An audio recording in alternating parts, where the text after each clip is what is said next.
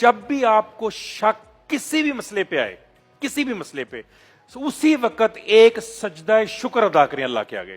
یہ اللہ کا حکم ہے. اللہ کے نبی نے کہا فوراً سجدہ شکر ادا کریں، کیونکہ شک اور سجدہ شکر یہ اپوزٹ چیزیں ہیں.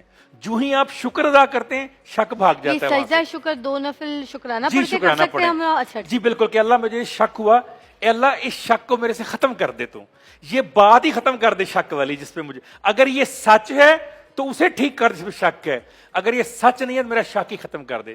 واسف صاحب کہا کرتے تھے کہ جو فقیر ہوتا ہے نا وہ یا تو شک دل سے نکال دیتا ہے یا شک والی بات ہی ختم کر دیتا ہے. تو بس فقیر بن جائیں اللہ کے آگے، پھر اللہ پہ بھروسہ رکھیں کہ اے اللہ میں نے تیری وجہ سے رشتہ نبھانا ہے. اے اللہ یہ بیٹی، یہ بیٹا، یہ بیوی، یہ بہن تیرے حوالے ہے. اللہ اے اللہ مجھے شک ہو رہا ہے لیکن اے اللہ تو ایسا کر دے کچھ کہ میرا شک دور کر دے، میں دیکھ لوں کہ ایسا نہیں ہے.